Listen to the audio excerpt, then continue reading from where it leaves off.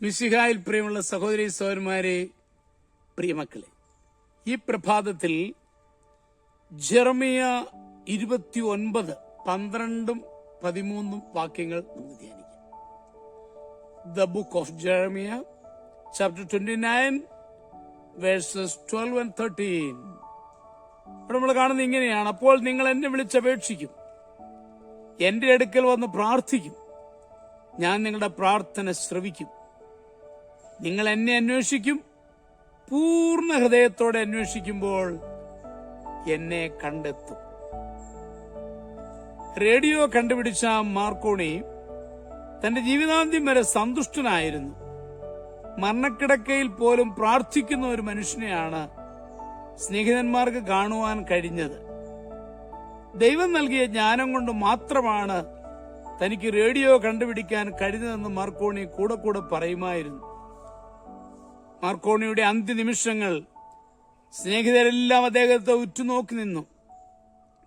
വിദൂരതയിലായിരിക്കുന്ന ഭാര്യയെ അവസാനമായി അറിയിക്കുവാൻ എന്താണ് സന്ദേശമെന്ന് ഒരു സ്നേഹിതൻ അദ്ദേഹത്തോട് ചോദിച്ചു. ഒരു നിമിഷം മാർക്കോണിയുടെ കണ്ണുകൾ തിളങ്ങി. പുതപ്പിനടിയിൽ അദ്ദേഹത്തിന്റെ കൈകൾ എന്തോ പരതുന്നത് എല്ലാവരും ശ്രദ്ധിച്ചു. എന്തായിരിക്കും?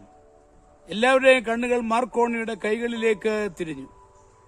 ഒരു ജപമാല കൊന്തയിലെ ക്രൂശ് രൂപത്തിൽ ഭക്തിപൂർവ്വം ചുംബിച്ചിട്ട് അദ്ദേഹം പറഞ്ഞു, എന്റെ ഭാര്യയോട് പറയണം, മരിക്കാറായപ്പോഴും എന്റെ കരങ്ങളിൽ ഒരു ജപമാല ഉണ്ടായിരുന്നുവെന്ന്.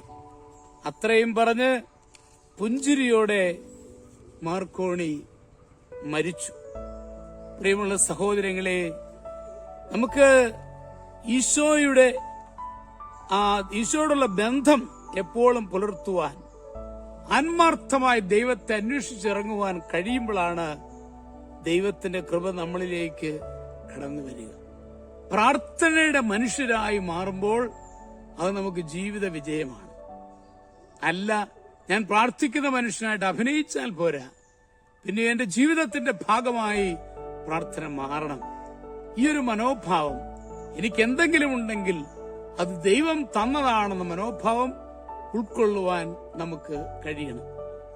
നമ്മുടെ കർത്താവ് യേശു മിശിഹായുടെ കൃപയും പിതാവായ ദൈവത്തിന്റെ സ്നേഹവും പരിശുദ്ധാത്മാവിന്റെ സഹവാസവും പരിശുദ്ധ അമ്മയുടെ മധ്യസ്ഥതയും നിങ്ങളെല്ലാവരോടും കൂടി ധാരാളമായിട്ടുണ്ടായിരിക്കും, എപ്പോഴും എപ്പോഴും എന്നേക്കും.